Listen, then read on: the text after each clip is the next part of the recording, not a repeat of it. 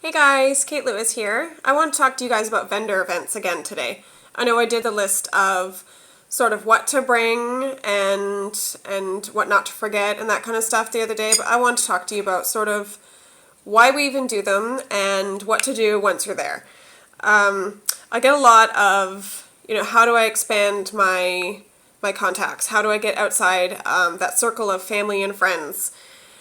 Vendor events is a great way to do that. Aside from home parties, vendor events is going to get you the best chance of reaching lots of new people. So when you're doing a vendor event, rather than focusing just on the sales, if you focus on, gaining new leads and talking to people about hosting parties and joining your team, then you can get a lot out of your time spent there. So I don't suggest maybe doing huge home and garden shows. I usually stick to small little church bazaars, little craft and vendor fairs. I don't spend more than $100 usually on the booth. So that way I only need to sell a minimal amount of stock to make my money back. Because that's not really what I'm focused on. So I'm not there to sell hundreds of dollars. So my focus is really just on gaining those new contacts and perpetuating my business, making sure it is moving forward and sort of securing my income for the future, not just for that Saturday morning, right? So where do you find them in the first place? Google. Google has lots of stuff. You can just Google, your location, your community, plus vendor events or church bazaars or craft fairs. A lot of communities will have their own Facebook groups too, dedicated to this kind of stuff, or Facebook groups dedicated to business networking in your local area. So join those and form relationships with other business owners and network.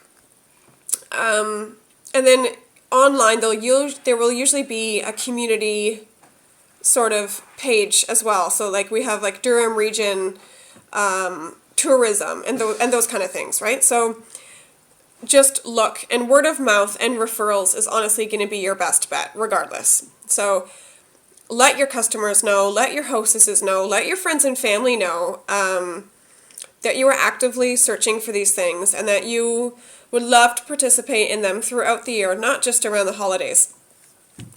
So what to do when you actually book one, right? So you're all paid up, you're good.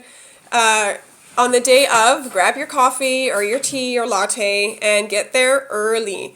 Give yourself plenty of time to set up. If you think that you need an hour, give yourself an hour and a half. That way you're not rushed, you're not going to be flustered by the time that the doors open. You want to be just relaxed and happy and enjoying yourself. Remember, the other vendors, the other business owners are watching you too. So even if the general public aren't there, they're going to sort of see your professionalism, as well as the event coordinator. If they see that you're flustered and unorganized and going crazy, they might not want to have you back, or they might not want to recommend you to the next show. So just give yourself lots of time to set up. Make sure you are ready for when the doors open. You do not want to be that vendor still like hustling and bustling under their table as people are walking by. That's a big turnoff. It looks totally unprofessional. So making your booth, make it eye-catching. So have your tablecloth, make sure it's like it looks nice and neat. Create levels if you can, even just using like old like cardboard boxes or old crates. You could even use like milk crates and layer fabric over top of them. Even fabric that just matches your table. If you have a black tablecloth, drape black fabric over crates and just sort of create height and visual appeal to it. So make it a booth if you can. Like I know a lot of times when you arrive, if they provide your table, the table will be right up front so that you're standing behind the booth. Well, if you can, if they allow it, push it all the way back so that you're standing in front. So there's not this like barrier between you and your potential customers and new contacts. You want it to feel open and welcoming. Create little seasonal details if you can. So if like I have just this little cute wooden sign I got from the dollar store, I think. It just says spring, and it's glittery and bright and cute. So I usually do that, and I'll do like a little vase of like fake bright colors. They look like daisies. They also came from the the dollar store. So that's something kind of cute that you could do for the springtime, or, you know, spring fling type things. Or if it's during the holiday season, you could also do, you know, little festive touches, you know, red and green for Christmas, or whatever it might be. So just create little details. Keep it simple, but fun and festive, and make it, you know, eye-catching. You want to draw people's attention in towards your booth. So be for yourself. Be presentable. Brand yourself. You want it known that you're the Scentsy girl at that event, or the Velada girl if that's what you're doing. Look professional. You want to have, you know, your hair brushed, and maybe a little bit of makeup on if that's your thing. Jeans is fine. You don't have to be, you know, super hardcore businesswoman, but you want to make sure you're not showing up in, you know, pajamas or yesterday's leggings or something. Make yourself look presentable. You are a business owner. Sorry, it's snack time for the toddler. Those who follow my videos know this is what always happens. There you go, buddy. You want people to do business with you, right? So another tip for that, going along that same line, is stand and smile the whole time. Don't be caught sitting down on the job and looking bored, even if it's boring. And sometimes you'll get a lull in these shows where, you know, not a customer walks by for half an hour, and it does get boring if you let it. But don't be caught. Like I said, the other vendors are still watching you. So is the event coordinator. Maybe some customers that have already passed your booth and are hovering over on the other side with the crafted, you know, whatever ladies. You don't want to be that vendor, like, sitting back and, like, huffing or checking your phone. Make sure you stand up. You're in front of your booth the whole time, and you're smiling, and like you look like you're having a good time. If you get bored, talk to the other vendors, and I recommend that anyways. Always be networking with the other vendors. They are not your competition when they are there. They are fellow business owners who can help you grow your business in that community. So get to know them, form relationships, swap information if you can, business cards or flyers or whatnot. So what else? When people are walking by, greet them, make them feel comfortable, make them want to come in and chat with you and hang out with you at your booth for a little while. Crack open those bars, help them smell them, and explain Scentsy if you need to. Don't just assume that everyone already knows what our products are. There is still a huge market for people who have never even heard of it, which I find insane, but it's the truth. So greet them, make them feel comfortable, instead of just waiting for them to come to you. You know, say like, hey there, did you want a free wax sample? It'll make your purse smell really good. And while you sort of have their attention, you can hand them over a draw slip, tell them that you are giving away a free, you know, yada yada, and you would love for them to enter. And then once they sort of are in with you and they're engaging with you, then you can kind of create that conversation and create that, you know, relationship. And remember, it's not always about just making that sale. You don't want to just be like, thanks for entering my draw. Here's this awesome nightlight warmer.